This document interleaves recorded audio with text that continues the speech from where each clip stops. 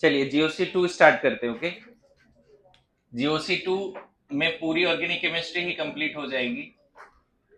Reaction mechanism 2 syllabus क्या है इसका पहले बता दूं। इसमें हमें रिएक्शंस पढ़ने, ऑर्गेनिक रिएक्शंस, रिएजेंट पढ़ने हैं, ऑर्गेनिक रिएक्शंस पढ़ने हैं, ऑर्गेनिक के रिएजेंट्स पढ़ने हैं, है ना। तो ये स्टार्ट कैसे होगा? सबसे पहले हम लोग रीअरेंजमेंट ऑफ कार्बोकेटाइन पढ़ेंगे। रीअरेंजमेंट ऑफ कार्बोकेटाइन पहला टॉपिक यही पढ़ेंगे यहाँ पे। उसके बाद शुरू होगा एडिशन रिएक्शन। ऑर्गेनिक में जैसे आप इनऑर्गेनिक में थोड़े बहुत टाइप्स ऑफ रिएक्शन पढ़े होंगे, न्यूट्रलाइजेशन, है ना, डिकम्पोजिशन, डबल डिकम्पोजिशन, प्रेसिपिटेशन, इस तरह के बहुत सारे ऑर्गेनिक रिएक्शन, इनऑर्गेनिक रिएक्शंस होते हैं। उसी तरह ऑर्गेनिक रिएक्शन में हमें सबसे पहला रिएक्शन जो पढ़ना है, इसको तो मैं नाम भी नहीं दे रहा हूं, सबसे पहला रिएक्शन है addition reaction. And later on we will understand कि एडिशन रिएक्शन भी तीन तरह के होते हैं, ठीक है। इलेक्ट्रोफिलिक एडिशन रिएक्शन, जिसको AE भी बोलते हैं लोग, electrophilic addition reaction, nucleophilic addition reaction, समझे, and free radical addition reaction. पूरी ऑर्गेनिक केमिस्ट्री में अगर ये पूरा पार्ट हो गया तो लगभग अल्कीन का 70% कवर हो जाता है, अल्कीन अल्काइन का इसी में। Most common reaction, later on I will tell कि most common reaction given by alkene alkyne is electrophilic addition reaction. Addition just like ऐसा होने वाला है कुछ कि A और B के बीच में डबल बॉन्ड या ट्रिपल बॉन्ड है और उसमें XY जोड़ रहे हैं। रिएजेंट और ऑर्गेनिक कंपाउंड कंबाइन हो जाएगा, यहाँ कहीं X और यहाँ कहीं Y जुड़ जाएगा। इतना सिंपल रिएक्शन है ना। A और B का पाई बॉन्ड टूट गया, X Y के बीच का सिग्मा बॉन्ड टूट गया, एक पाई एक सिग्मा टूटा, दो नया सिग्मा बना है। So most of the addition reactions are exothermic. Energy required to break pi and sigma is less, whereas energy released when 2 sigma is formed is more. So net energy क्या होता है? Release होता है। Detail में आगे चल के पढ़ेंगे। Then next type will be substitution reaction. इसमें भी बात करेंगे। सब्स्टिट्यूशन में तीन तरह के होंगे और सब्स्टिट्यूशन में देखो मेन क्या है, मान लो कोई A जो है किसी B से जुड़ा है और B को रिप्लेस करने का काम C कर रहा है, ऐसा कुछ है substitution. Some atom or group of atom is substituted by some other atom or group of atom, that is called substitution. An atom or group of atom is substituted by, है ना, some other atom or group of atom. क्या समझ रहे हैं? Substitution भी आपके तीन तरह के होंगे। इलेक्ट्रोफिलिक सब्स्टिट्यूशन रिएक्शन, इसी को हम लोग बोलते हैं AES, एरोमेटिक इलेक्ट्रोफिलिक सब्स्टिट्यूशन, या फिर EAS। मैं बताऊं, most common reaction given by aromatic compounds, most common reaction given by aromatic compounds, benzene or substituted benzene is electrophilic substitution. Then हम यहाँ बोल सकते हैं SN reaction, nucleophilic substitution reaction. इसका बड़ा फेमस नाम है SN रिएक्शन, सुना होगा। इसका भी फर्दर टाइप होगा, आगे चल के बहुत डिटेल में बात करेंगे। SN1, SN2, SNI, NGP, neighbour group participation, ऐसा ये सब टाइप है SN रिएक्शन। और SN को भी ना मैं इस तरह से क्लासिफाई नहीं करता हूं, जब आएंगे वहां पे तो SN रिएक्शन को दो तरह से क्लासिफाई करते हैं। Nucleophilic substitution at sp3 carbon, at sp3 carbon, at sp2 carbon, इस तरह से क्लासिफाई करते हैं। देखो इलेक्ट्रोफिलिक सब्स्टिट्यूशन मोस्टली दो पार्ट में इसको भी क्लासिफाई कर सकते हो, sp3 एंड sp2। लेकिन अगर इलेक्ट्रोफिलिक सब्स्टिट्यूशन के 100 सवाल करोगे तो 95-97 सवाल सिर्फ इलेक्ट्रोफिलिक सब्स्टिट्यूशन के होंगे at sp2 carbon. Electrophilic substitution at sp3 carbon में 2-4 रिएक्शन है अल्केन के, बस nitration of alkane, sulphonation of alkane. यहां पर भी दो पार्ट है, ऐसा नहीं है, मतलब sp3 कार्बन रेयर है, लेकिन ज्यादातर क्या है sp2 कार्बन, ये रेयर है। मेरा बात समझ रहे हो? Electrophilic substitution at sp3 carbon is rare, mainly electrophilic substitution at sp2 carbon और specially sp2 carbon of aromatic compound. sp2 carbon भी किससे बिलोंग करेगा? रिंग से बिलोंग करेगा, जो एरोमेटिक कंपाउंड का पार्ट है। लेकिन न्यूक्लियोफिलिक सब्स्टिट्यूशन ये दोनों पार्ट ठीक ठाक है। अभी जब थोड़ा बहुत बताऊंगा तो तुम्हें समझ में आएगा। इसमें ही वो 4 पार्ट आ जाता है, SN1, SN2, NGP, SNI, ऐसे बोल सकते हैं। और इसमें ना, इसमें आ सकता है ARSN। ARSN में भी हम लोग देखेंगे anionic mechanism and benzyne mechanism, दो पार्ट है। ARSN nucleophilic substitution at sp2 carbon of benzene. Nucleophilic substitution at sp2 carbon of benzene, एक होता है एनाइनिक मैकेनिज्म और एक होता है बेंजाइन, डिटेल में पढ़ेंगे हम लोग। और एक होता है SN2TH, ये होता है एसिड डेरिवेटिव्स में। कहां पर होता है ये? Acid derivatives. बताऊंगा आपको कैसे ये चलता है। बता, ये दोनों पार्ट मान के चलो कि लगभग 70-80% 3 चैप्टर खत्म कर देता है।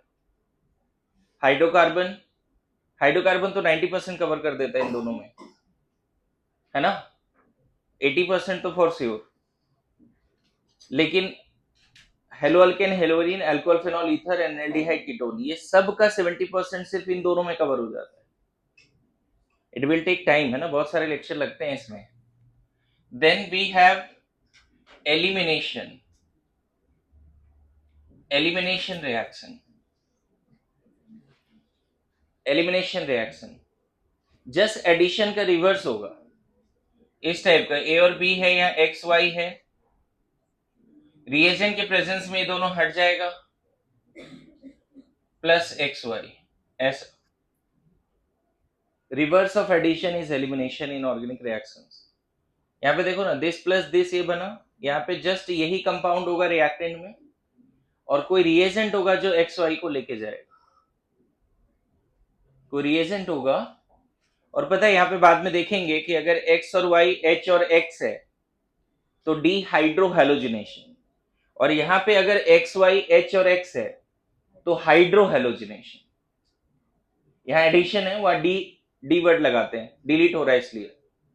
यहाँ पे एच और ओ एच है तो हाइड्रेशन, और यहाँ पे एच ओ एच निकल गया तो डिहाइड्रेशन। समझ में है? दोनों हेलोजन है, दोनों क्लोरीन ही है, तो chlorination of alkyne, chlorination of alkyne. यहां पे अगर दोनों क्लोरीन हटा, दोनों हेलोजन हटा, तो डीहैलोजिनेशन, डीक्लोरीनेशन, लाइक दैट। क्लियर है? मतलब तुम इसके टाइप्स में क्या क्या पढ़ सकते हो? डीहाइड्रोहेलोजिनेशन, जब एच और एक्स हट रहा है, डिहाइड्रेशन, जब एच ओ एच हट रहा है, डीहैलोजिनेशन, जब हेलोजन्स हट रहे हैं। क्लियर है? यहां पे आगे चल के देखेंगे एलिमिनेशन के भी टाइप जो हैं, 1-1 एलिमिनेशन होता है, 1-2 एलिमिनेशन होता है, 1-3 एलिमिनेशन होता है, एंड सो ऑन। 1-1 मतलब एक्स और वाई सेम कार्बन से हटा, जो यहाँ, जैसे यहाँ जो एग्जांपल है 1-2 एलिमिनेशन का एग्जांपल, कि दो एटम या ग्रुप जा तो रहा है लेकिन एडजेसेंट कार्बन से। ये वाला पार्ट 1-2 रिएक्शन है बस, क्लोरोफॉर्म का KOH से रिएक्शन जिससे कार्बिन बनता है, ये बाद में डिटेल में बताएंगे। पूरी आपकी 11th-12th के एनसीईआरटी में 2 ही जगह पे कार्बिन का रिएक्शन है, एक तो रीमर टीमर है और एक कार्बाइल एमीन रिएक्शन है, वो भी क्लास में लिखा देंगे, है ना। जब पूरी ये पार्ट पूरा हो जाएगा ना बच्चे, तब एक बार फिर से ये टेबल को देखोगे तो समझ में आएगा तुम्हें एक्चुअल में कि क्या बात चल रही है। इसमें भी 1-1 एलिमिनेशन का टाइप होता है बच्चे, है ना। E1 है ना, E2, E1CB है ना, ई इंटरनल भी बोलते हैं। 1-2 एलिमिनेशन का E1 मैं बताऊंगा उसकी स्टोरी क्या है। E1, E2 को अल्फाबेट एलिमिनेशन भी बोलते हैं, 1-2 एलिमिनेशन भी बोलते हैं E2 को। ऐसे सारे ही 1-2 एलिमिनेशन है। ये इवन जो 1-2 एलिमिनेशन है उसी का नाम है अल्फा बीटा एलिमिनेशन। लेकिन ये किस तरह से होता है, और इसके बाद इसमें 3 टाइप क्या लिख देंगे, जब HX हटेगा, जब वाटर हटेगा, और जब हेलोजन हटेगा। फ्यूचर में बताऊंगा H और X का हटना डिहाइड्रो हेलोजिनेशन कहलाता है, and that may follow this 3, E1, E2, E1CB। Water का हटना डिहाइड्रेशन कहलाता है, and they may follow E1, sometimes E2 also. Dehydration by E1 mechanism, उसकी स्टोरी बाद में डिस्कस करेंगे। इसके बाद हम लोग जो टाइप में आ जाएगा, उसके बाद मेन तो 3 हो गए बच्चे। मैं बताऊं ये तीनों अगर कंप्लीट हो जाएगा रिएक्शन ना, तो 80% सिलेबस हो जाएगा, 100% हाइड्रोकार्बन हो जाएगा जब ये तीनों हो गया, तो ऑलमोस्ट 80% हेलो अल्केन हेलोरिन भी 100% हो जाएगा, alcohol phenol ether and aldehyde ketone लगभग 80% हो जाएगा इन तीनों में ही। समझ गए। देन वी विल डिस्कस, है ना, reactions of organometallic compound, RMGX mainly RMGX GR, है ना, ये डिस्कस करना है। फिर उसके बाद हमारा डिस्कशन जाएगा रिडक्शन में, reduction of organic compound, then oxidation of organic compound, फिर थोड़ा बहुत अदर रिएक्शन डिस्कस करना है, अदर रिएक्शंस, है ना, ऑफ ऑर्गेनिक कंपाउंड, जिसमें बहुत कुछ आएगा बच्चे। नेम रिएक्शंस आएंगे, जितने अदर नेम रिएक्शन जो बचे खुचे रिएक्शन है जो इधर कवर नहीं होते, उसको नेम रिएक्शन में एल्डोल केनिजारो, है ना, ये रिएक्शन हो गया एल्डोल केनिजारो, है ना, आइडोफॉर्म, और भी इस तरह के लिस्ट बनेंगे। कम से कम 10 रिएक्शंस तो होंगे, ज्यादा ही होगा, उससे कम नहीं होने वाला है। ये इस पार्ट में जो रिमेनिंग 5-10% बचता है ना सारे चैप्टर का, एक्सेप्ट बायोमोलिक्यूल, सब यहाँ कवर हो जाता है, and the last part will be the biomolecule. तो बायोमोलिक्यूल GOC2 का पार्ट नहीं है, लेकिन यहाँ रख देता हूं ताकि समझ में आ जाए कि इस तरह से पढ़ाई होने वाली है। This is the complete class 12 course, है ना। लिखिए, सब्स्टिट्यूशन में ना 3 पार्ट है, यहाँ पे एक लिखना मैं भूल गया, फ्री रेडिकल सब्स्टिट्यूशन, ये देखेंगे अल्कीन का मेन रिएक्शन है। Free radical substitution is reaction of alkene. Electrophilic substitution के मेनली एक ही पार्ट है, at sp2 carbon. sp3 carbon पे इलेक्ट्रोफिलिक सब्स्टिट्यूशन रेयर होता है। न्यूक्लियोफिलिक सब्स्टिट्यूशन का 2 पार्ट है, sp3 carbon, sp2 carbon. sp2 carbon में भी 2 पार्ट है, ARSN SN2TH। ARSN में भी 2 पार्ट है, anionic mechanism and benzyne mechanism, anionic and benzene. SN2TH में क्या पार्ट है वो ज्यादा डिस्कशन वहीं पे करेंगे, है ना।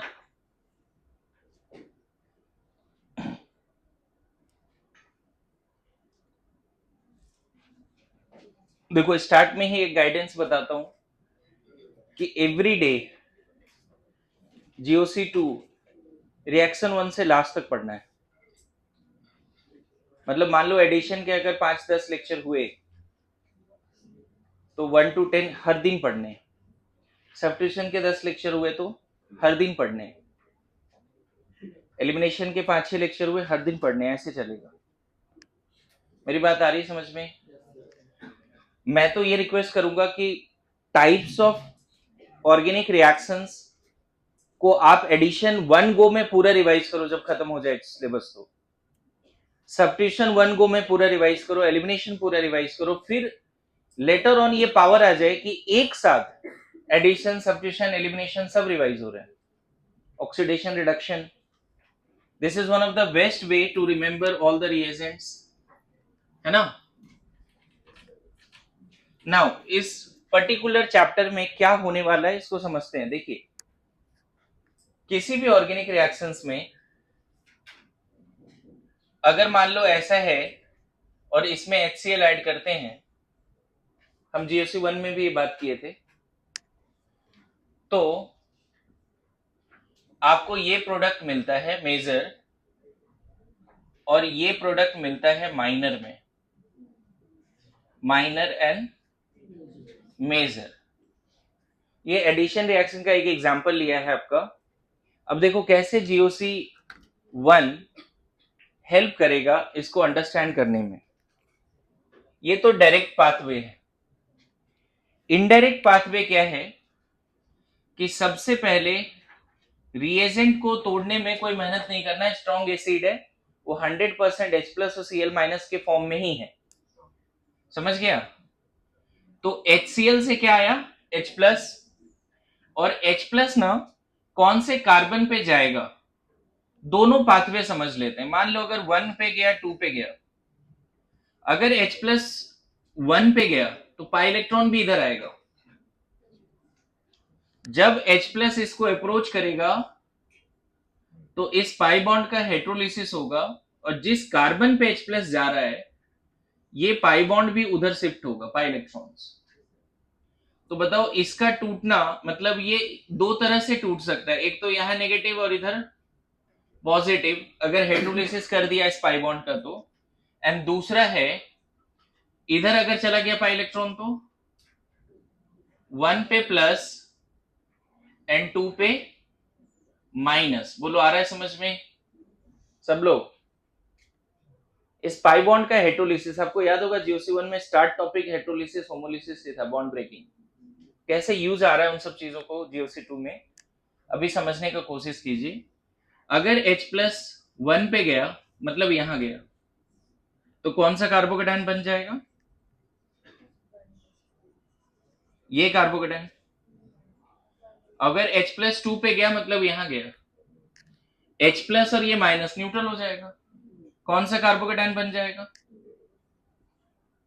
और आपको GOC 1 में सिखाया गया है लेस स्टेबल है, 1 डिग्री कार्बोकेटायन लेस स्टेबल है, 2 डिग्री कार्बोकेटायन मोर स्टेबल है, सिखाया गया कि नहीं जी, बोलो। तो पहला स्टेप क्या है कि किसी भी ऑर्गेनिक कंपाउंड में रिएजेंट का, अच्छा रिएजेंट में इलेक्ट्रोफाइल न्यूक्लियोफाइल साथ में मिलता है, मार्केट में कोई सिर्फ H प्लस नहीं बेच रहा है, मेरी बात समझना। सिर्फ H प्लस को आइसोलेट करके एक बॉटल में स्टोर करना ऑलमोस्ट इम्पॉसिबल है, मेरी बात समझो। NaCl मिलेगा आपको, Na प्लस अलग से नहीं मिलेगा, Cl माइनस अलग से नहीं मिलेगा, समझ रहे हो। अगर किसी ने बना भी लिया तो दैट इज सो डेंजरस, ऐसा समझो कि सिर्फ H प्लस स्टोर कर रहे हैं। Nature generally neutrals are more stable ना, तो केटायन एनायन साथ में ही रहते हैं। तो जब ऑर्गेनिक कंपाउंड को, इसको थोड़ा इनडायरेक्ट पाथवे में समझाता हूं कि कोई ऑर्गेनिक कंपाउंड होता है और फिर कोई रिएजेंट होता है और यहां पे कुछ कंडीशंस होते हैं, सॉल्वेंट होता है, प्रोडक्ट 1 प्रोडक्ट 2। ऑर्गेनिक रिएक्शन की खासियत है कि मेजर माइनर दोनों प्रोडक्ट बन जाया करता है, हो सकता है दो से ज्यादा भी प्रोडक्ट बने, या रियली कभी कभी एक ही प्रोडक्ट बनता है। तो इसका जो इनडायरेक्ट पाथवे है देखो ऐसा, ऑर्गेनिक कंपाउंड और इसका इलेक्ट्रोफाइल और न्यूक्लियोफाइल दोनों में से कोई एक ही फर्स्ट टाइम आएगा ऑर्गेनिक कंपाउंड की तरफ। रिएजेंट दोनों साथ में होता है और जरूरी नहीं है कि रिएजेंट का दोनों पार्ट इक्वली रिएक्टिव हो। जैसे यहां जो रिएजेंट लिया उसमें सिर्फ H प्लस हाईली रिएक्टिव है, Cl माइनस रिएक्टिव ही नहीं है, आयनिक में पढ़ा है हमने। स्ट्रॉन्ग एसिड का कंजुगेट बेस वीक होता है, यूजलेस होता है, नेठरले होते हैं, बताया था। उसी तरह से तो होता क्या, ऑर्गेनिक कंपाउंड में रिएजेंट का इधर इलेक्ट्रोफाइल या न्यूक्लियोफाइल आता है, आया, और जैसे ही आया इसका कोई ना कोई बॉन्ड टूटेगा। ऑर्गेनिक कंपाउंड का कोई ना कोई जो वीक बॉन्ड है, वीक कड़ी है, वो ब्रेक होगा, अपने आप नहीं टूटेगा, रिएजेंट के कांटेक्ट में आने के बाद वो ब्रेक होगा। समझ गए? देखो ऑर्गेनिक रिएक्शंस एक मैजिक के तरह है, मैं बताऊं, लेकिन किसी कंटेनर में सिर्फ ऑर्गेनिक कंपाउंड है और कोई भी लाइट सोर्स या कोई भी रिएजेंट से परे है, अनटच है, तो एज इट इज पड़ा रहेगा।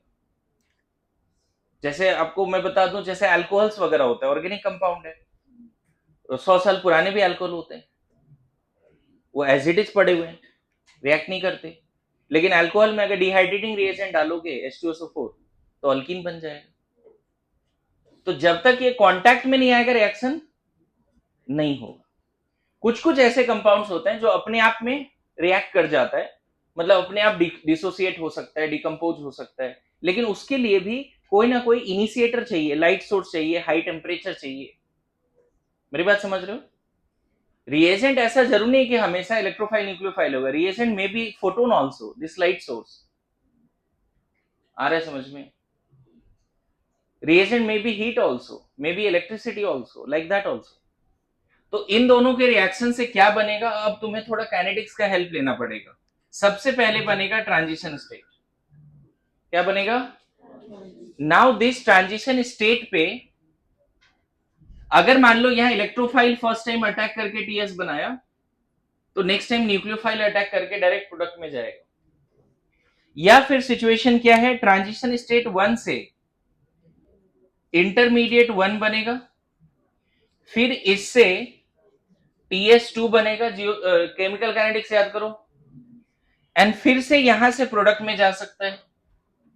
या फिर सिचुएशन क्या है, इससे इंटरमीडिएट क्या बना 2, इससे फिर क्या बना TS3, फिर क्या बन गया प्रोडक्ट, एंड सो ऑन, ऐसे चलता है। जरूरी नहीं है कि हर रिएक्शन में इंटरमीडिएट बने ही, लेकिन वर्ल्ड का कोई ऐसा रिएक्शन नहीं जो बिना टीएस का हो जाए। हमने इंटरमीडिएट कॉम्प्लेक्स फॉर्मेशन थ्योरी पढ़ा है, एक्टिवेशन एनर्जी पढ़ा है, काइनेटिक्स का हेल्प है। अब देखो वो तो एक कोई एग्जाम्पल लिए बिना समझा दिया, यहां पे एग्जाम्पल लेके समझा रहा हूं कि सबसे पहले ऑर्गेनिक कंपाउंड में रिएजेंट का इलेक्ट्रोफाइल अटैक किया, 2 इंटरमीडिएट, लेकिन पता है इन दोनों के बीच में ना बच्चे एक टीएस है, ये और H प्लस जब आ रहा है तो उसके बीच में टीएस ऑलरेडी बन चुका है, मैं टीएस दिखा नहीं रहा हूं, यहां पे टीएस भी बना होगा और इधर भी TS1 ही बोलो उसको। जब H प्लस इस कार्बन पे जा रहा है तो हमें टीएस कैसे दिखाना पड़ेगा पता है? टीएस ऐसे दिखाना पड़ेगा कि H और 1 वाले कार्बन के बीच में बॉन्ड बन रहा है और अल्कीन का पाई बॉन्ड ब्रेक भी हो रहा है और ओवरऑल प्लस आ रहा है 2 पर। समझना, जब H प्लस 1 वाले कार्बन को अप्रोच करेगा तो ये कार्बन और H के बीच में बॉन्ड बनता हुआ दिखाएंगे। ओके, टीएस में क्या दिखाएंगे, बॉन्ड बनता हुआ दिखाएंगे, किसके बीच में बोलो, H प्लस और, तो ये बॉन्ड बन रहा है, समझ रहे हो, और ये वाली बॉन्ड ब्रेक हो रही है और ओवरऑल प्लस किस पे आ रहा है, और जब ये कांड हो गया बनना और टूटना तो इंटरमीडिएट बन गया।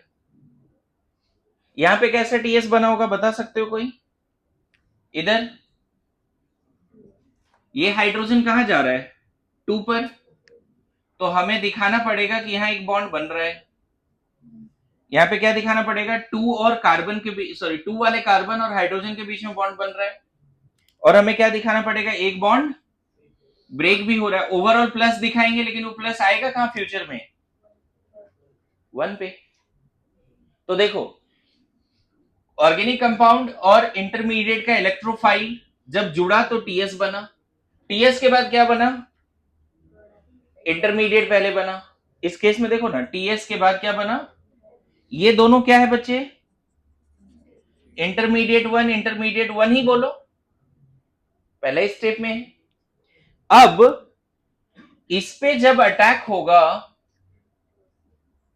इस पे जब अटैक होगा किसका, Cl माइनस का, तो क्या बन जाएगा एक प्रोडक्ट। और इस पे अगर Cl माइनस का अटैक होगा, मैं बताऊं, इस इंटरमीडिएट और प्रोडक्ट के बीच में भी एक टीएस है। कौन सा टीएस है बताओगे? Cl माइनस इसके साथ बॉन्ड बना रहा है, यहां पे बस एक बॉन्ड बनता हुआ दिखा देना। आ रहा है समझ में? एक बॉन्ड बनता हुआ दिखा दो और ओवरऑल चार्ज कुछ मत दिखाओ, क्योंकि प्लस और माइनस न्यूट्रल। अरे यस नो, ये देख टीएस क्या है? 2। टीएस क्या है? 2। उसी तरह से बताइए, जब ये Cl माइनस इस पे अटैक करेगा तो क्या बनने वाला होगा? यहाँ पे एक बॉन्ड बनता हुआ दिखा दें क्या? इसको क्या बोलेंगे? TS2 ही बोलेंगे ना। इधर इस पाथवे से रिएक्शन चलेगा, इस पाथवे से, बाहर वाले पाथवे से, या अंदर वाले पाथवे से। इसीलिए ऑर्गेनिक रिएक्शन में मेजर और माइनर दोनों बनता है। लेकिन आपको पता है कि ज्यादातर ये रिएक्शन किस पाथवे से चलेगा? ये वाले पाथवे से। क्यों? क्योंकि पहले स्टेप में ये बाजी मार जाएगा, 6 अल्फा एच है, हाइपर कॉन्जुगेशन याद करो, हर स्टेप में GOC1 आएगा। मैं बता दूं, मुझे 1% अफसोस नहीं है कि GOC1 इतना अच्छे से पढ़ाया है या ज्यादा टाइम लग गया है, क्योंकि अब हम टाइम यहां पे सेव कर सकते हैं। ठीक है, अलग से बताने की जरूरत नहीं है कि ये लेस स्टेबल क्यों, मोर स्टेबल क्यों। सो इन GOC2 we will understand this pathway, but रटना इसको भी है। अगर ये नहीं भी समझ में आया, लेकिन किसी ने ये रट लिया है, काम हो जाना है नीट वाले बच्चों का। 15-16 ऑर्गेनिक रिएक्शंस में 2 या 3 रिएक्शन में मैकेनिज्म पता है तो आंसर आएगा, अदरवाइज तो सबका ऐसे ही आ जाएगा। डायरेक्ट याद करना है लोगों को। समझ में आ रहा है क्या बोल रहा हूं? So step by step indirect pathway of any organic reaction is called its mechanism, and in this chapter we will learn the mechanism of addition reaction, substitution reaction, elimination reaction. Not only that, oxidation reduction also we will learn that. ठीक है, देखो life एक बार फिर से मौका दे रहा है कि पूरी ऑर्गेनिक मेरे साथ जुड़ के पढ़ो, है ना। या फिर जैसे 2 वीक निकल गया, फिर इधर उधर ढूंढते रहोगे कि कहां से पढ़ना है, क्या करना है, नहीं करना है। तुम डिसाइड कर लेना। अभी फिलहाल मैं तो ये चाहता हूं कि आप मेरे साथ ही पढ़ो, ठीक है। क्या पढ़ने वाले इस चैप्टर में, थोड़ा समझ में वर्द बताओ, क्या पढ़ने वाले इस चैप्टर में, क्या चलेगा इस पूरे चैप्टर में? मेनली रिएक्शन चलेगा, मतलब ओवरऑल रिएक्शन रटने वाला काम होगा। और क्या क्या हमें ओवरऑल रिएक्शन एग्जैक्टली रटना ही है? नहीं, मैकेनिज्म के थ्रू। पता है इनऑर्गेनिक रिएक्शन का खासियत क्या है कि कोई भी इनऑर्गेनिक रिएक्शन होगा तो उसका प्रोडक्ट गेस नहीं कर सकते। थोड़ा बहुत कुछ लोग कर लेते हैं कि एसिड बेस है तो सॉल्ट प्लस वाटर ही बनाना है। ऑक्सीडाइजिंग रिड्यूसिंग एजेंट है तो अगर रेडॉक्स में रटा हुआ है कि KNO4 एसिडिक मीडियम में कहां जाता है, +2 में, ऑक्सीडाइड CO2 में जाता है, रटा हुआ है तो वहां भी थोड़ा बहुत लिख देंगे, बैलेंसिंग कर देंगे। इनऑर्गेनिक रिएक्शंस का बात कर रहा हूं। ऑर्गेनिक रिएक्शंस में अगर तुमने डिसाइड कर लिया ना एडिशन है, रिएक्शन को देख के अगर डिसाइड कर लिया एडिशन है, तो डेफिनेटली प्रोडक्ट लिख के आओगे। पहला स्टेप क्रूशियल होता है कि इसको और इसको देख के डिसाइड करना है कि एडिशन है, एलिमिनेशन है, सब्स्टिट्यूशन है। वो डिसीजन हो गया ना, और वही चीज तो रटना है हमें यहाँ पे कि कौन सा रिएजेंट कौन से ऑर्गेनिक कंपाउंड के साथ क्या रिएक्शन करता है, वेदर एडिशन करता है या एलिमिनेशन करता है या सब्स्टिट्यूशन करता है। क्लियर है? बोलिए, है ना। और जब ये पूरा हो जाएगा बच्चे, तो लास्ट ईयर ये किया नहीं था, इस साल हम लोग ये करने वाले हैं कि A to Z conversion series organic याद करने के लिए मैं कराने वाला हूँ। लगभग 30 के आसपास ऐसे क्वेश्चंस हैं जिसमें आप सीखोगे कन्वर्जन्स कैसे करते हैं।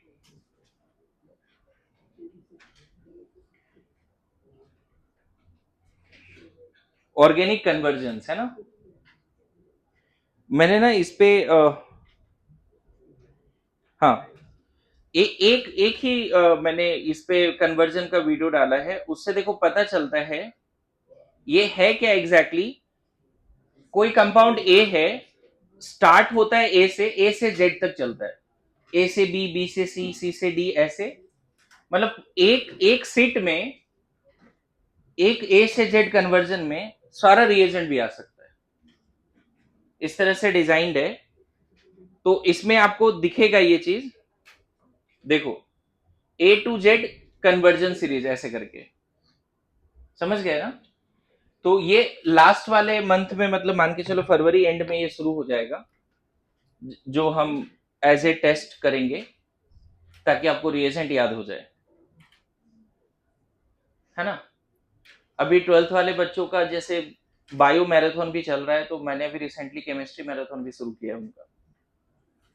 तो उसमें जैसे इनऑर्गेनिक के सिर्फ पूरी कंप्लीट इनऑर्गेनिक के 5-6 टेस्ट हैं, पूरी ऑर्गेनिक के 3-4 test, apart from this conversion पूरे फिजिकल का बहुत सारे टेस्ट हैं। तो इस बार टेस्ट सीरीज के अलावा 1 by 1 ऐसे भी पेपर मिलेंगे जिसमें पूरा ऑर्गेनिक रिवाइज करके तुमने टेस्ट दिया, and that will be in the March, month of March. ठीक है, तो एक प्रॉमिस तुम लोगों से चाहिए कि मेरे साथ ये टॉपिक कंप्लीट करना है। आपको आगे करना है अगर कुछ, तो थोड़ा बहुत इनऑर्गेनिक का सॉल्ट वाला पार्ट कीजिए और पीछे का रिवीजन कीजिए, बस जो पढ़ाई हो गई है। और मेरे साथ GOC2 चलना है, मतलब पूरी ऑर्गेनिक मेरे साथ करना है, जो डेली बेसिस पे होमवर्क दूंगा। ओके, बहुत कुछ है अभी, लगभग 70-80% सिलेबस हो गया है, तो पीछे का पार्ट रिवाइज करने को है। उसके बाद अगर मैं बात करूं कि थोड़ा बहुत हाईलाइटेड एनसीईआरटी जो है, DNA block, P block, salt वाला part, practical organic chemistry, practical inorganic chemistry, analytical chemistry. इस बार देखो प्रैक्टिकल एग्जाम नहीं है बोर्ड का, लेकिन वो पार्ट जो मैनुअल है, मैंने जो सिलेबस आपको बताया ना, जो आपको ईएनटी का, सॉरी एसआरजी, ये सिलेबस दिया है ना आपको, एनटीए का सिलेबस दिया है मैंने केमिस्ट्री ट्रैकर में, तो उसमें यूनिट 20 देखना, किसी के पास प्रिंट है उसका? यूनिट 20 अभी तक ट्रैकर तैयार नहीं है लोगों का, क्या फायदा हुआ मेरे को मेहनत करने का? हाँ, यूनिट 20 में ऑफिशियली जो सिलेबस लिखा है वो आप एज ए होमवर्क ले सकते हो। तुम्हारा यूनिट 20 कंप्लीट है नोट्स बना के? क्यों नहीं? हाँ तो करो ना, रोका कुछ किसने? इधर लो, इसको बोला था साइन कराने के लिए, ये भी काम नहीं किया तुम लोगों ने। देखो मैं क्या बोल रहा हूं आपको, मैं नहीं बोल रहा आप मेहनत करो, मैं बस ये बोल रहा हूं कि जो ये यूनिट 20 वाला पार्ट है, थोड़ा छोटा लिखा हुआ है, लेकिन ये यूनिट 20 वाला पार्ट है ना, ये पूरा मैंने 12th वाले बच्चों से लिखवाया है प्रॉपर, एक एक चीज कुछ भी नहीं छोड़ा है। चाहे यहाँ पे enthalpy of solution of copper sulphate हो, kinetic study of reaction of iodide ion with H2O2, preparation of Mohr salt, preparation of potassium, even chemistry involved in the titrometric exercises, acid base and use of indicator oxalic acid versus KMnO4, मोहर salt versus KMnO4, सब लिख के proper दिया है, ये पूरा part कुछ भी नहीं छोड़ा है। So what you have to do, उसका प्रिंट निकाल ले, अपने लैंग्वेज में थोड़ा लिख और उसको रटना शुरू कर। एक आगे का पोर्शन जो कवर्ड नहीं है वो होमवर्क दे रहा हूं, वो है वो वाला यूनिट 20, एंड रिमेनिंग पीछे का जो भी कवर्ड हुआ है वो करना है। भेजता हूं मैं, वो तो हाईलाइटेड जो एक ड्राइव है ना, उसी में वो मैं ऐड कर रहा हूं, आजकल मैं ऐड कर दूंगा वो। हाँ जी, so what is all about GOC2, reaction mechanism 2, step by step detailed analysis of any organic reaction, whether it is addition, elimination, substitution, oxidation, reduction, is GOC2। we have to do two things, direct reaction रटना है, या फिर तुमने अगर reagent और organic compound को देख के डिसाइड कर लिया कि एडिशन है, तो प्रोडक्ट ऐसे लिख के आओगे, क्योंकि तुम्हें ये पाथ पता होगा, हर रिएक्शन में ये पाथ पता होगा। अब मैं बताऊं एक चीज, most of the organic reactions में ऑर्गेनिक कंपाउंड पे जब रिएजेंट का इलेक्ट्रोफाइल और न्यूक्लियोफाइल अटैक करता है, तो इंटरमीडिएट ज्यादातर 3 बनते हैं, कभी कार्बोकेटाइन बनेगा, कार्बन रेडिकल बनेगा, या कार्बेनाइन बनेगा। कभी कभी कार्बिन भी बनता है, वो भी सिलेबस में। बात समझे? जब भी ऑर्गेनिक कंपाउंड पे रिएजेंट का इलेक्ट्रोफाइल या न्यूक्लियोफाइल अटैक करेगा तो हमारे पास इंटरमीडिएट बन सकता है। जरूरी नहीं कि हर रिएक्शन में इंटरमीडिएट बने ही, क्योंकि आपको पता है कि ट्रांजिशन स्टेट से डायरेक्ट प्रोडक्ट बन सकता है। Good to go. अब जब इंटरमीडिएट देखा गया कि मोस्ट ऑफ द रिएक्शन में जब ऑर्गेनिक इंटरमीडिएट कार्बोकेटाइन होता है तो कार्बोकेटाइन में रीअरेंज हो जाया करता है, कार्बोकेटाइन में। इसीलिए हेडिंग क्या देंगे, रीअरेंजमेंट ऑफ कार्बोकेटाइन। इसमें नोट पहले लिखो, in most of the organic reactions when reagent electrophile and nucleophile, in most of the organic reactions when reagent in most of the organic reactions when reagent in most of the organic reactions when reagent electrophile or nucleophile attack on organic compound, in most of the organic reactions when reagent electrophile and nucleophile attacks on the organic compound, we get transition state,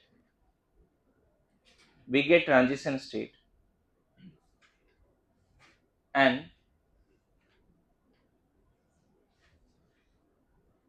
may get intermediate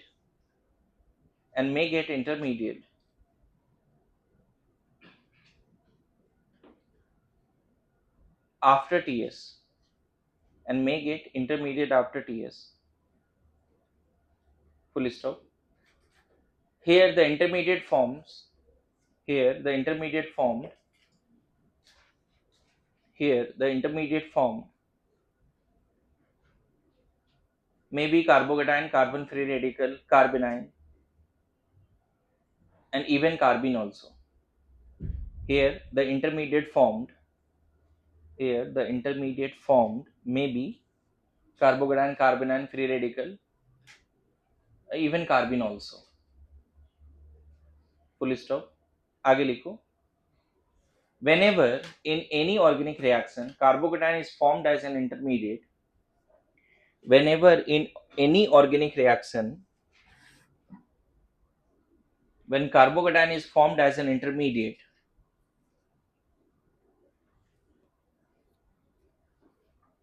whenever in any organic reaction when carbocation is formed as an intermediate and there is possibility to get even more stable carbocation,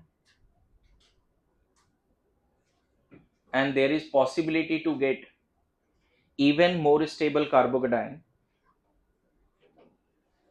and there is possibility to get even more stable carbocation,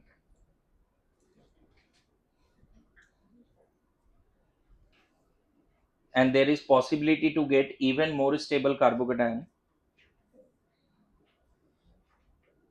है ना, by 1,2 shift or rearrangement, by 1,2 shift or bond shift, ऐसे लिखो, by 1,2 shift or bond shift,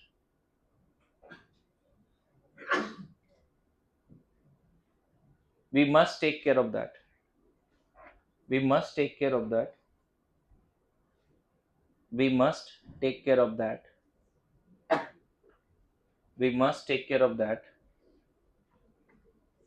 and this is called rearrangement of carbocation, and this is called rearrangement of carbocation.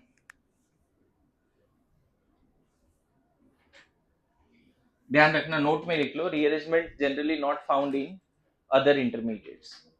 Rearrangement case किसका है, जैसे ortho effect सिर्फ किसका case है, ortho substituted benzoic acid का, वो फेनॉल में नहीं लगाना है ऑर्थो इफेक्ट। उसी तरह रीअरेंजमेंट मेनली किस में लगाना है, कार्बोकेटाइन में, अदर इंटरमीडिएट में, है ना। Rearrangement is not generally not applicable for other intermediates like radical, carbanion, carbene. Mainly किस में लगता है रीअरेंजमेंट, किस में लगता है, कार्बोकेटायन में। देखो इससे सपोर्टिंग एक क्वेश्चन देता हूं। ऐसा देखा गया बच्चे, दूसरा रिएक्शन भी, जब इसको एक्वस AgNO3 से रिएक्शन कराया गया, थोड़ा सा सब्स्टिट्यूशन देता हूं आपको समझने के लिए। तो इसमें जो मेजर प्रोडक्ट बना वो ये बन गया मेजर।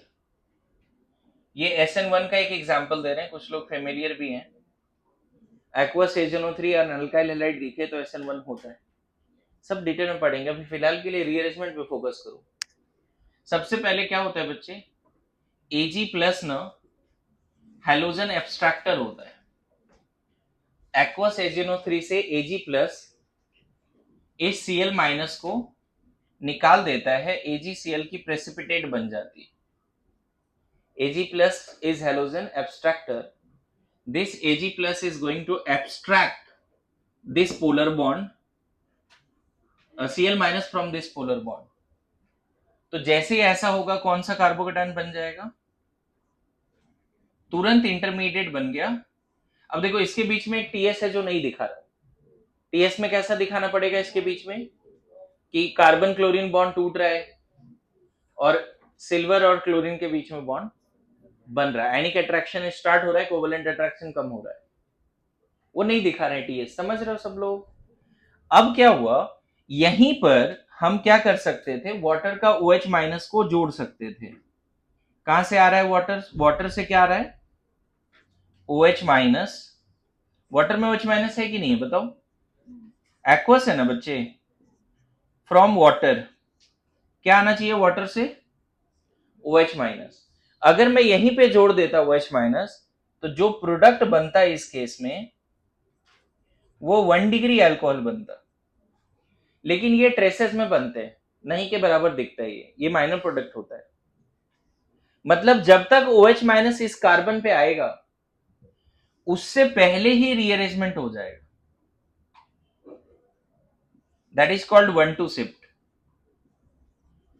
मतलब यहां से H उठ के इधर आ जाएगा, H माइनस निकला और इधर शिफ्ट हो गया। यहां पे जो बॉन्ड का दिख रहा है CH बॉन्ड, उससे H माइनस निकल के इधर शिफ्ट हो रहा है। तुरंत अगर H माइनस शिफ्ट होगा तो जहां पे जिस कार्बन से H जुड़ा था वहां प्लस आ जाएगा। देखो दिस इज कॉल्ड रीअरेंजमेंट। ये क्वेश्चन अगर आ गया कि what is the major product, तो वो लिख के आना। ये लिख के आओगे तो आंसर नहीं मिलेगा, मार्क्स नहीं मिलेंगे। हो सकता है पहला ऑप्शन ये रहे।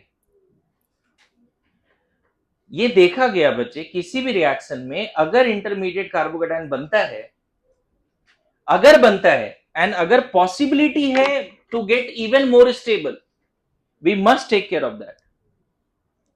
If there is possibility to get even, इन दोनों के बीच में कैसा टीएस बनेगा, इन दोनों के जुड़ने से कैसा टीएस बनेगा, है ना। हमें दिखाना पड़ेगा कि कार्बन क्लोरीन बॉन्ड ब्रेक हो रहा है, बोलो। हमें यहां पे क्या दिखाना पड़ेगा, ये बॉन्ड बन रहा है, ये वाला बॉन्ड बन रहा है और ये bond, this is called TS. और जैसे ही ऐसा कांड हुआ, क्या बन गया, जैसे ये इसका टूटना खत्म और ये बनना खत्म, तो तुरंत ये बन गया। And whenever this carbocation is formed, what about this carbocation? This is 1 degree C plus alpha H1 है, 1 डिग्री कार्बोकेटायन अल्फा H1 है। देखो GOC1 आने वाला है। अगर मैं यहां से H माइनस उठा के इधर कर दूं तो बन गया 3 degree C plus alpha H9 है। ध्यान रखना, पहला ही स्टेप में अगर ये बना होता तो रीअरेंज करने का जरूरत नहीं था। हमेशा रीअरेंजमेंट तभी होगा जब पीछे वाले से ज्यादा स्टेबल बने। हर स्टेप में स्टेबिलिटी बढ़ना चाहिए, तभी रीअरेंजमेंट होता है। और अब इस पे वाटर का अगर OH माइनस जोड़ दोगे, OH माइनस फ्रॉम वाटर, क्या बन जाएगा, देखो बन गया। मेरी बात आ रही समझ में। यही तो इनडायरेक्ट पाथवे कहलाता है, mechanism. And GOC2 is all about this. कहां रीअरेंज हो रहा है, कहां नहीं हो रहा है, कहां इंटरमीडिएट बन रहा है, कहां नहीं बन रहा है, कहां डायरेक्टली TS से हो जा रहा है। This is called GOC2। Good to go, बोलिए। सो किसी भी ऑर्गेनिक रिएक्शन में आज के बाद अगर कार्बोकेटायन बनता है तो तुरंत एकदम इधर जो है ब्रेन में बैठा ले कि बिना रीअरेंजमेंट का सोचे बिना आगे मत बढ़ो। क्लियर है? आपको रीअरेंजमेंट सोचना ही चाहिए। गलती से वो स्टेप मिस हो गया, मेजर प्रोडक्ट की जगह पे माइनर प्रोडक्ट लिख के आओगे। एंड एक चीज और, रीअरेंजमेंट मेनली किस में करना है? क्या रेडिकल में भी कर देना है, कार्बोनाइन में भी कर देना है? नहीं, हर जगह एसआईआर थोड़ी लगाते हैं। जब दो ग्रुप बेंजीन पे ऑर्थो पे हो तब लगाते हैं। उसी तरह रीअरेंजमेंट कहां लगाएंगे? कार्बोकेटायन के केस में, रेडिकल के केस में, एनायन के केस में, कार्बिन के केस में रीअरेंजमेंट अगर होता भी है तो आपको पढ़ना नहीं है, आपके सिलेबस में नहीं है। ठीक है, देखिए एक और क्वेश्चन इसी पे करते हैं।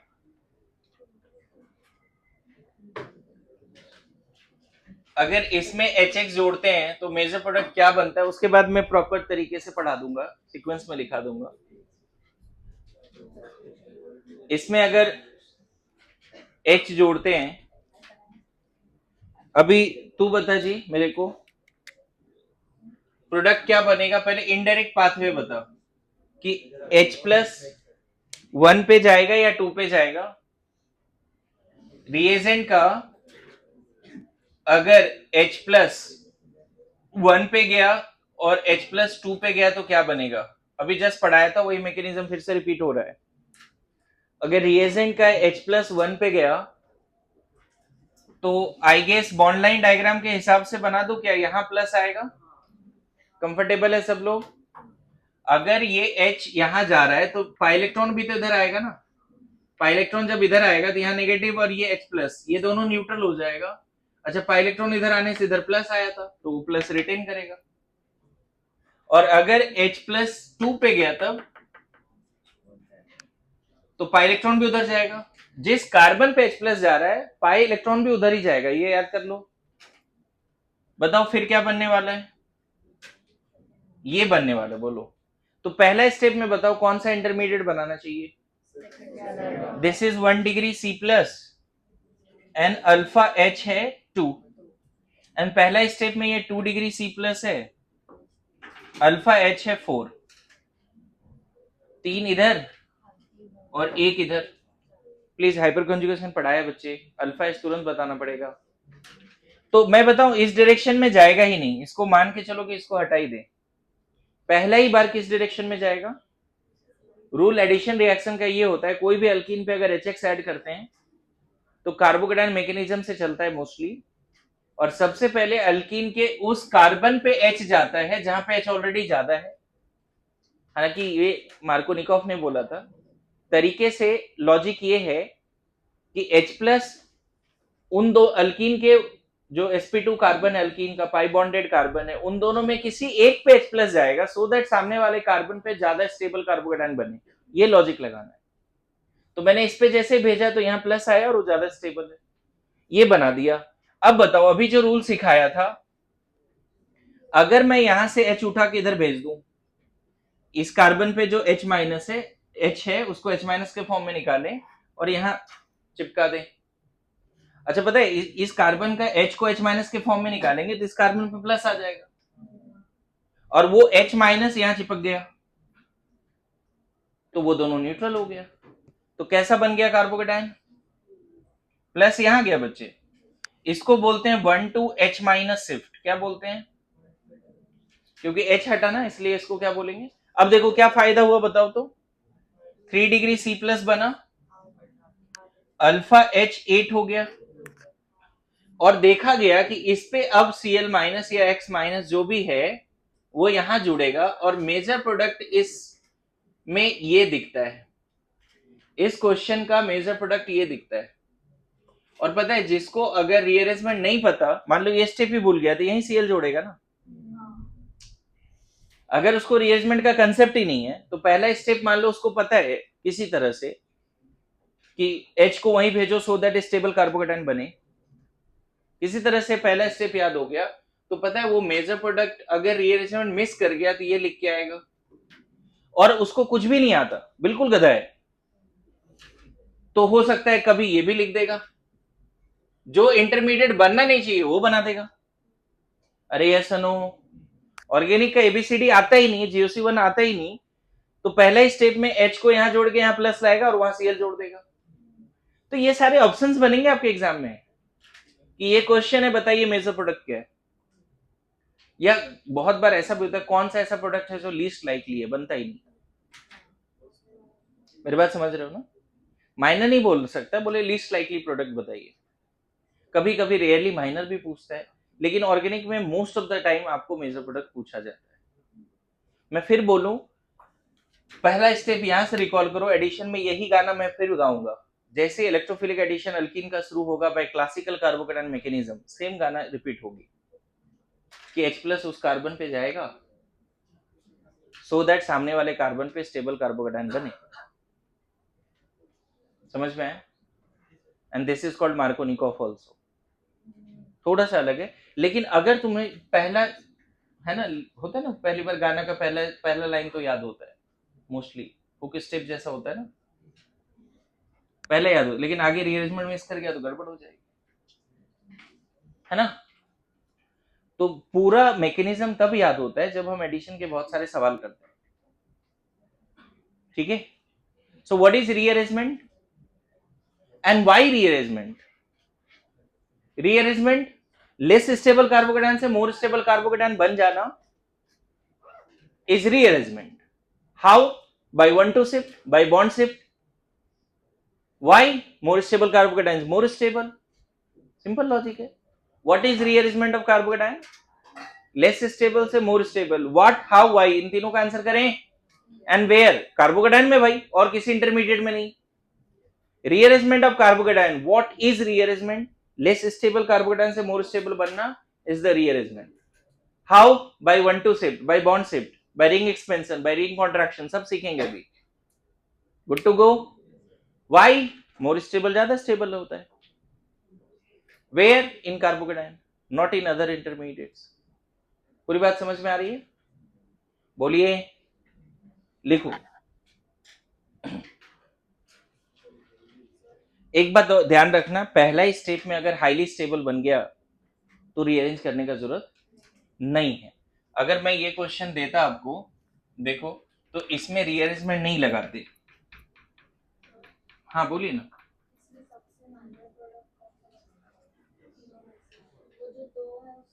लास्ट वाला ही बोलो, लास्ट वाला ही बोलो, है ना, लीस्ट लाइकली है। अगर मान लो क्वेश्चन ऐसा होता बच्चे, तो यहाँ पे रीअरेंजमेंट करने का जरूरत नहीं था। देखो,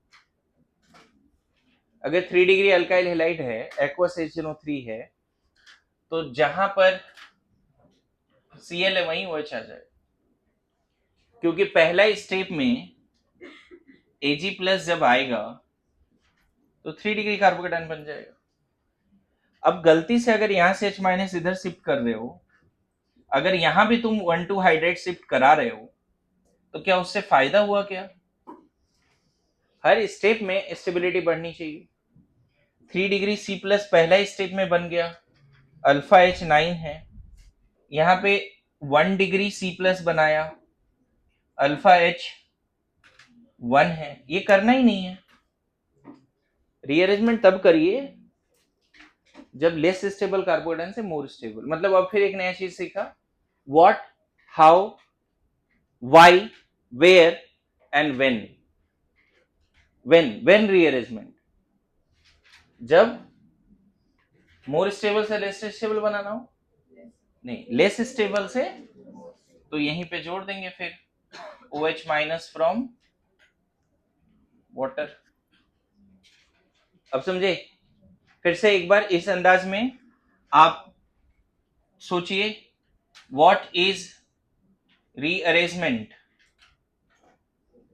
ऑफ C प्लस, तो ऑब्वियसली इसका आंसर क्या बोलेंगे? लेस स्टेबल कार्बोकेटाइन से मोर स्टेबल कार्बोकेटाइन बन जाना इज द रीअरेंजमेंट। दूसरा, हाउ? By 1,2 shift. तीसरा, why? Obviously to get more stable carbocation. Where? In carbocation only. And when, क्या हर समय रीअरेंजमेंट करना है जब भी कार्बोकेटाइन बने?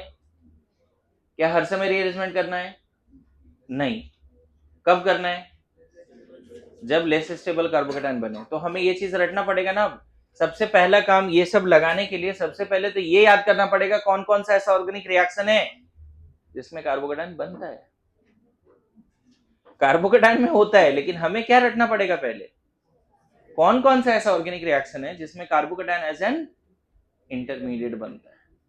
लास्ट ईयर के हिसाब से थोड़ा सा माइंड स्टॉर्मिंग एक्सरसाइज करो, कि थोड़ा खुद से रिकॉल करो कि कौन कौन सा लास्ट ईयर ऐसे रिएक्शंस थे जिसमें कार्बोकेटाइन एज एन इंटरमीडिएट बना था। तो रिकॉल करो खुद से, भरोसा करो, कहीं ना कहीं वो फाइल है, आएगा बाहर। समझा? क्लियर है? लिखिए, टाइप्स ऑफ रीअरेंजमेंट, हेडिंग दो। नेक्स्ट टॉपिक, ये तो जज्बात थी, कुछ क्वेश्चंस के साथ मैंने कुछ चीजें समझा दी। टाइप्स ऑफ रीअरेंजमेंट, सबसे पहला रीअरेंजमेंट है 1,2H माइनस शिफ्ट, जिसको हाइड्राइड शिफ्ट भी बोलते हैं, हाइड्राइड। दूसरा है 1,2 अल्काइल शिफ्ट। तीसरा 1,2 फेनाइल शिफ्ट। चौथा रिंग एक्सपेंशन, रिंग कॉन्ट्रैक्शन, और कभी कभी बॉन्ड शिफ्ट भी पढ़ेंगे। दिस आर द शिफ्ट, जैसे बोला ना कि हाउ, तो 1,2 शिफ्ट से होता है, बट 1,2 शिफ्ट के भी टाइप्स हैं, है ना। 1,2 hydride shift, 1,2 alkyl shift, 1,2 phenyl shift, ring expansion, ring contraction, bond shift, ring expansion, ring contraction, bond shift.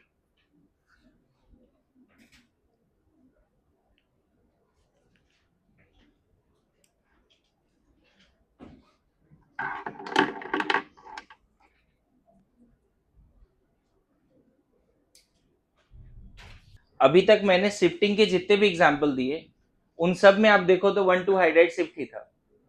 यहाँ पे देखो कौन सा शिफ्ट है जो अभी इधर डायग्राम बनाया था, 1,2 हाइड्राइड शिफ्ट था। ये क्वेश्चन से पहले जो क्वेश्चन था उसमें कौन सा शिफ्ट था? तो हाइड्राइड शिफ्ट तो हम लोग समझते हैं, है ना। ठीक है, अब मैं क्या करूंगा, वो रिएक्शंस नहीं लिखने वाला, मैं डायरेक्ट क्वेश्चंस देता हूं, मतलब डायरेक्ट कार्बोकेटाइन बना देते हैं। 1,2 H शिफ्ट, H माइनस या हाइड्राइड शिफ्ट, है ना, डायरेक्ट। अगर मान लो किसी रिएक्शन में ये कार्बोकेटाइन बना, क्या कोई शिफ्ट होगा? नहीं ना। किसी रिएक्शन में ये कार्बोकेटाइन बना, क्या कोई शिफ्ट होगा? अगर मान लो H माइनस यहां से उठा के यहां कर दिया, प्लस इधर आ जाएगा। अगर शिफ्ट किया तो कोई फायदा हुआ क्या? अगर मान ले तुमने गलती से, क्योंकि दो कार्बन दिख रहा है तो 1,2 शिफ्ट तो हो ही सकता है, लेकिन यहां से H माइनस निकाल के इधर जोड़ दिया, तो क्या कोई अलग कार्बोकेटाइन बन गया या उससे ज्यादा स्टेबल बन गया? क्या कोई ज्यादा स्टेबल बन गया, बताओ? तो नहीं करना है। अच्छा, किसी रिएक्शन में अगर ये कार्बोकेटाइन बनता है, देखो 1,2 हाइड्राइड शिफ्ट के लिए समझना, 1,2 हाइड्राइड शिफ्ट के लिए कार्बोकेटाइन के बगल वाले कार्बन का sp3 होना मस्ट है, और उस पे कम से कम एक हाइड्रोजन होना मस्ट है। मतलब हाइपर कॉन्जुगेशन होना चाहिए वहां पर। क्या होना चाहिए? लेकिन हाइपर कॉन्जुगेशन से अलग है बच्चे, वहां पे सिग्मा बॉन्ड इधर शिफ्ट होता है, हाइपर कॉन्जुगेशन एग्जैक्टली ये नहीं है। यहाँ से हम H माइनस निकाल के इधर जोड़ते हैं, तो हाइपर कॉन्जुगेशन में कंफ्यूज मत होना। हाइपर कॉन्जुगेशन से कार्बोकेटाइन की स्टेबिलिटी बढ़ जाती है, और शिफ्टिंग से H माइनस कार्बोकेटाइन के बगल वाले कार्बन से H माइनस यहाँ शिफ्ट हो जाता है। लेकिन यहाँ भी शिफ्ट नहीं करेंगे, क्यों नहीं करेंगे? अगर मान लो तुमने यहाँ शिफ्ट कर दिया, यहाँ से H माइनस उठा के इधर जोड़ दिया, तो 2 डिग्री कार्बोकेटाइन से 1 डिग्री बन गया, ये नहीं करना है। फिर से 1,2 हाइड्राइड शिफ्ट कब होगा, इसके पीछे जज्बात क्या लिखोगे? When there must be at least 1 hydrogen at sp3 alpha carbon with respect to carbocation, when there must be at least 1 hydrogen at sp3 alpha carbon with respect to carbocation. And दूसरा क्या, more stable बने भी। Hydrogen तो है यहाँ पे, देखो ना 6 हाइड्रोजन है, फिर भी शिफ्ट हुआ क्या? अरे 3 और 3 6 हैं, हुआ क्या शिफ्ट? नहीं हुआ। नेक्स्ट क्वेश्चन, अगर किसी रिएक्शन में गलती से ये कार्बोकेटायन बन गया, तुरंत यहां से H माइनस निकाल के इधर चिपका देना है क्या? और इस शिफ्टिंग को क्या नाम देंगे? 1 2। इससे फायदा हुआ, देखो ना, इससे अच्छा खासा फायदा हुआ है। रिएक्शन हो, अल्फा एच बढ़ गया। अभी क्या रेडीमेड कार्बोकेटायन बना के दे रहा हूं, डायरेक्ट शिफ्टिंग होगा या नहीं होगा ये डिसाइड करो, और होगा तो कौन सा शिफ्ट होगा, उसमें से कौन कौन सा शिफ्ट होगा ये समझना है। क्लियर है? मतलब रीअरेंजमेंट सिर्फ हाइड्रेट शिफ्ट से नहीं होता, अल्काइल और फेनाइल शिफ्ट से भी होता है। रीअरेंजमेंट में रिंग एक्सपेंशन भी होता है, रिंग कॉन्ट्रैक्शन भी होता है। ओके, किसी रिएक्शन में अगर ये कार्बोकेटायन बना है, व्हाट डू यू थिंक? मैं बताऊं, कार्बोकेटायन के बगल वाले कार्बन पे, अल्फा कार्बन पे अगर हाइड्रोजन है तो हाइड्राइड शिफ्ट ही मैंडेटरी है। मतलब तुम चाहते तो इस मिथाइल को यहां शिफ्ट कर सकते थे, पूरे मिथाइल को, लेकिन जहां पे प्लस है उसके बगल वाले कार्बन पे H है, तो हाइड्राइड शिफ्ट से ही ज्यादा स्टेबल कार्बोकेटायन बनेगा। क्या किया इसमें, ऐसे देखो, थोड़ा बहुत और मैकेनिज्म के हिसाब से समझाता हूं बच्चे। इधर एक बार इधर देखो, ये बॉन्ड टूट गया, ये बॉन्ड टूटा, यहां प्लस यहां माइनस, इस बॉन्ड का टूटना और इसका इसके साथ जुड़ना सब साथ में, मतलब यहां पर भी एक टीएस बना सकते हो अगर चाहो तो। टीएस कैसा बनाओगे? जिसमें आप ये बॉन्ड तोड़ रहे हो, कौन सा, ये वाली, और जहां पे प्लस है, जैसे ही बॉन्ड टूटेगा, और टूटेगा भी कैसे, H माइनस के फॉर्म में, और ये इधर शिफ्ट हो जाएगा। ओवरऑल यहां का प्लस किधर खिसक रहा है, यहां से H माइनस निकला ना, और ये H माइनस फिर इधर जुड़ रहा है, तो इसका प्लस खत्म, इसका माइनस खत्म, लेकिन प्लस कहां जाएगा? आ रहा है समझ में? इस तरह से शिफ्टिंग होती है 1 2 हाइड्रेट शिफ्ट। थोड़ा बहुत मैकेनिज्म भी समझ सकते हो, है ना? और कोई भी एटम या ग्रुप जो शिफ्ट होगा, इसको बोलते हैं migratory speed. Migratory speed is proportional to electron density on atom और ग्रुप। ये देखा गया बच्चे, इलेक्ट्रॉन डेंसिटी ना 1 2 हाइड्राइड शिफ्ट में सबसे ज्यादा है। H माइनस जो है पे इलेक्ट्रॉन डेंसिटी बहुत ज्यादा है, क्योंकि एक इलेक्ट्रॉन पहले से हाइड्रोजन के पास है और एक इलेक्ट्रॉन और आया, 100% इलेक्ट्रॉन डेंसिटी बढ़ गया। तो माइग्रेटरी स्पीड सबसे ज्यादा किसका है? हाइड्राइड का। फिर आगे चल के देखेंगे उसके बाद फेनाइल का होता है, फिर अल्काइल का होता है। इसीलिए जहां कार्बोकेटायन है उसके बगल वाले कार्बन पे अगर हाइड्रोजन है तो पहले किसकी शिफ्टिंग करते हैं? फेनाइल अल्काइल का नहीं करते। फिर से समझा रहा हूं, जहां कार्बोकेटायन है उसके बगल वाला कार्बन sp3 है और वहां पे हाइड्रोजन है, तो hydride shift is probably fastest because of its small size and most electron density. Small size और डेंसिटी क्या है उसका? बहुत ज्यादा है। सबसे ज्यादा शिफ्टिंग किसकी होगी? फास्टेस्ट, हाइड्राइड की। अगर कार्बोकेटायन के बगल वाले कार्बन पे हाइड्रोजन है ही नहीं, तब आप अल्काइल या फेनाइल शिफ्ट करोगे। लेकिन फिर करना तभी जब ज्यादा स्टेबल मिले, लेस स्टेबल मिले तो करना ही नहीं। अरे ऐसा नो, बोलिए। Migratory speed of any atom or group for rearrangement of carbocation depends on the electron density of the atom or group, है ना। and it has been found that electron density सबसे ज्यादा किसका है, हाइड्राइड का, फिर फेनाइल एंड देन अल्काइल। क्यों hydride shift fastest है, थोड़ा लॉजिक याद रहेगा जी।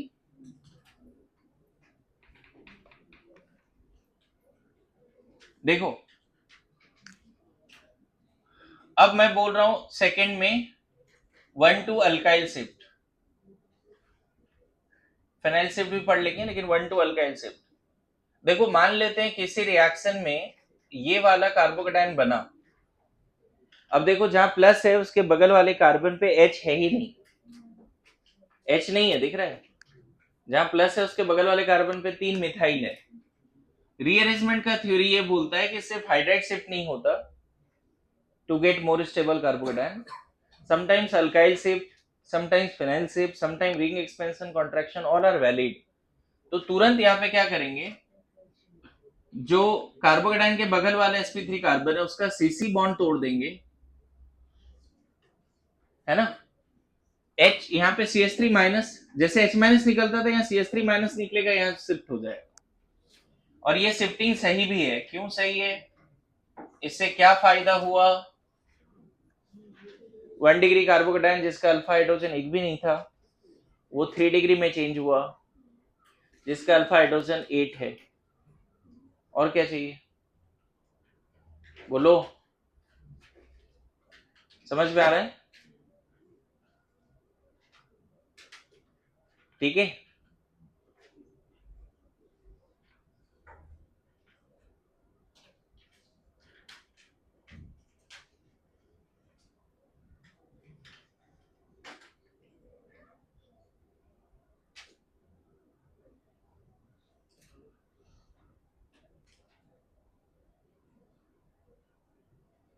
देखो माइग्रेटरी एप्टीट्यूड के हिसाब से शिफ्टिंग होती है, बट मेन शिफ्टिंग का पर्पस क्या है, to get the more stable.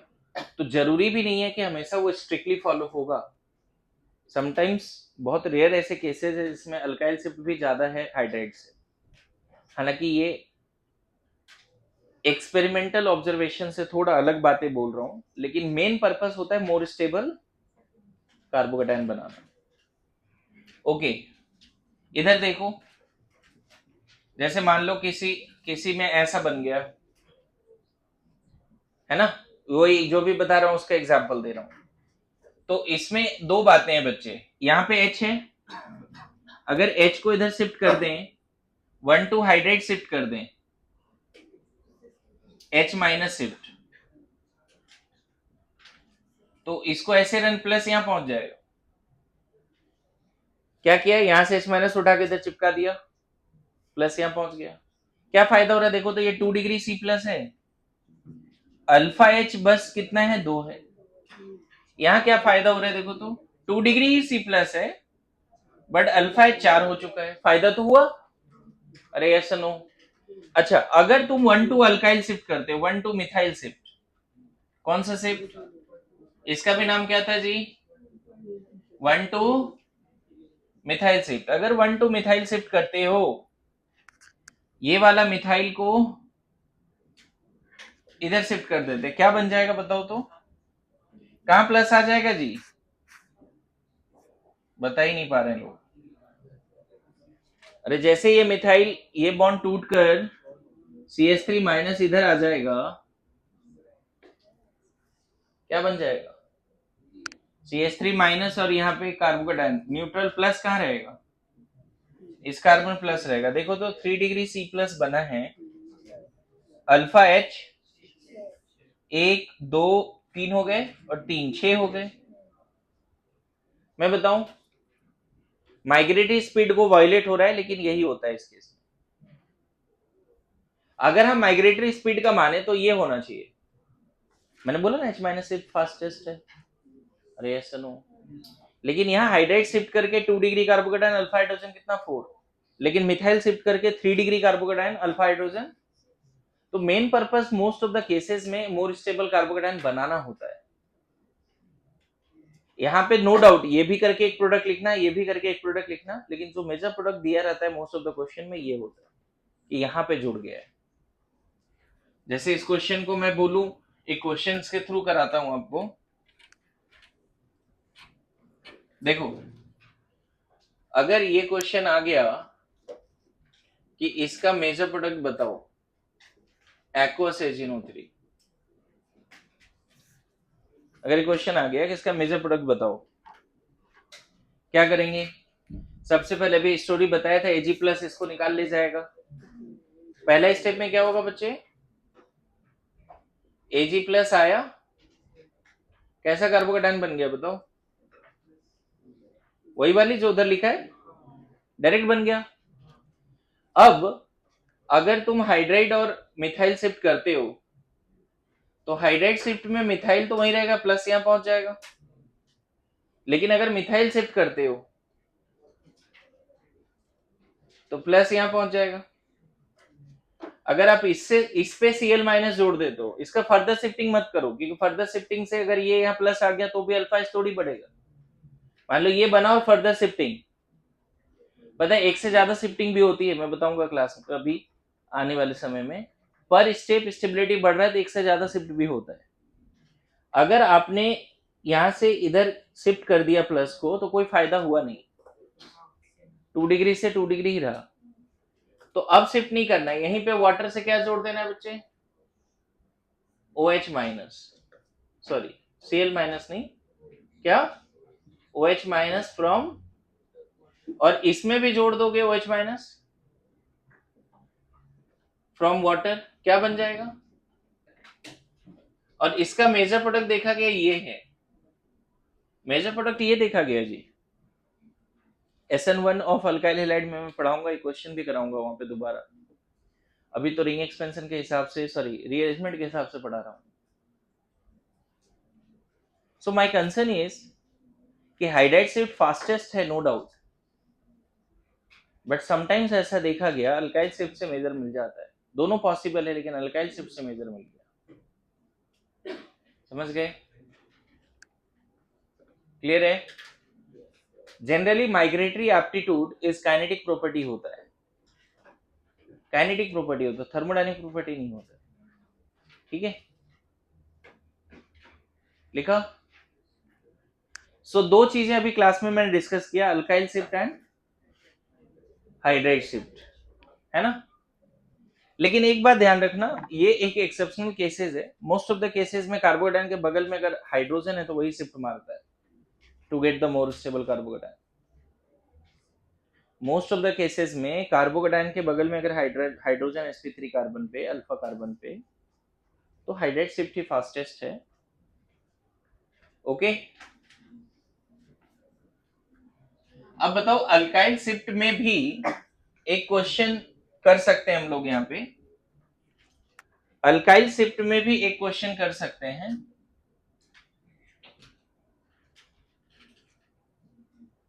मान लो अगर तुमसे पूछूं मैं,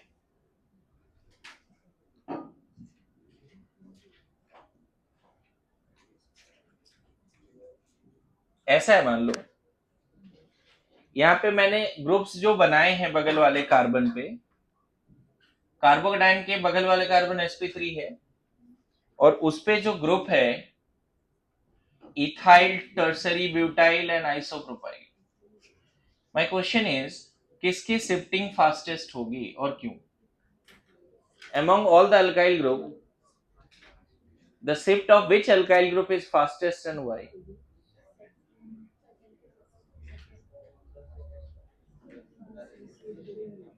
आप ऐसा करो, सभी के शिफ्टिंग से अलग अलग कार्बोकेटाइन बना लो, बनाओ। 1,2 इथाइल शिफ्ट से पहले बनाओ, 1,2 इथाइल शिफ्ट, क्या बनेगा? पूरा इथाइल, इधर सब लोग ध्यान देना। मैंने क्या किया बच्चे, ये बॉन्ड को तोड़ दिया, ये बॉन्ड को तोड़ के यहाँ नेगेटिव है, वो नेगेटिव को इधर जोड़ दिया। प्लस यहाँ रिटेन करेगा, जैसे ही बॉन्ड टूटेगा यहाँ प्लस यहाँ माइनस, ये माइनस और ये प्लस जुड़ चुका है।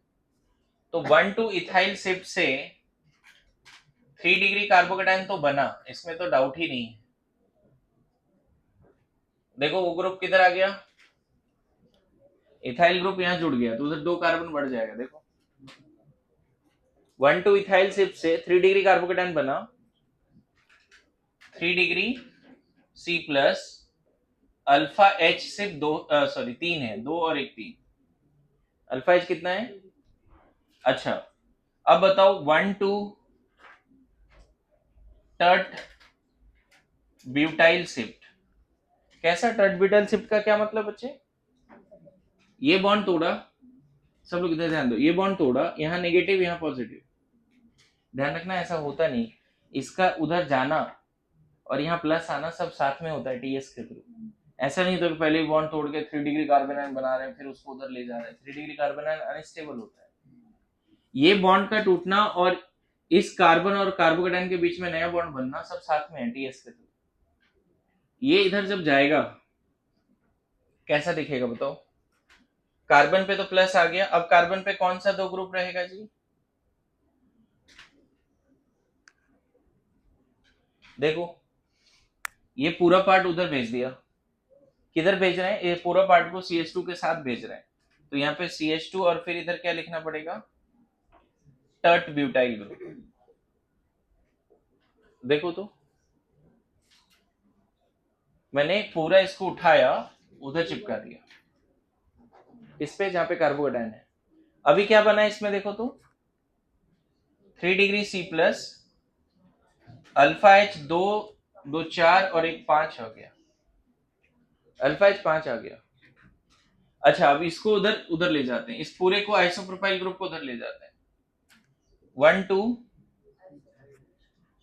आइसोप्रोपाइल शिफ्ट क्या होगा बताओ, कैसा दिखेगा 1,2 आइसोप्रोपाइल शिफ्ट से? ये पूरा इधर लगा देना है, तो बाकी जो टर्ट ब्यूटाइल ग्रुप है उस कार्बन से रहेगा अटैच। देखो आइसोप्रोपाइल ग्रुप कार्बोकेटाइन की तरफ शिफ्ट हो गया, देखो तो इस पूरे पार्ट को यहां लगाना है, तो CH2 के साथ ये दिखेगा। यस नो, कैसा बन गया carbocation? Again 3 degree C plus है, अल्फा H 2 2 4 4 ही है। तो ध्यान रखना among all alkyl group migratory aptitude tert butyl का सबसे ज्यादा है, क्योंकि वो सबसे ज्यादा स्टेबल कार्बोकेटाइन दिया है। अल्काइल ग्रुप में भी एबिलिटी क्या है? Migratory aptitude among alkyl group, tertiary butyl, isopropyl, ethyl, फिर methyl. What is the migratory speed of alkyl group? Migratory speed of alkyl group किसके शिफ्ट से स्टेबल कार्बोकेटाइन बना है? Tert butyl shift, then isopropyl shift, then ethyl shift and then methyl shift. ये migratory aptitude है alkyl groups का। अब मैं चूंकि टाइम हो गया, तो एक क्वेश्चन कल इसने पूछा था, मैं चाहता हूं इस क्वेश्चन का आंसर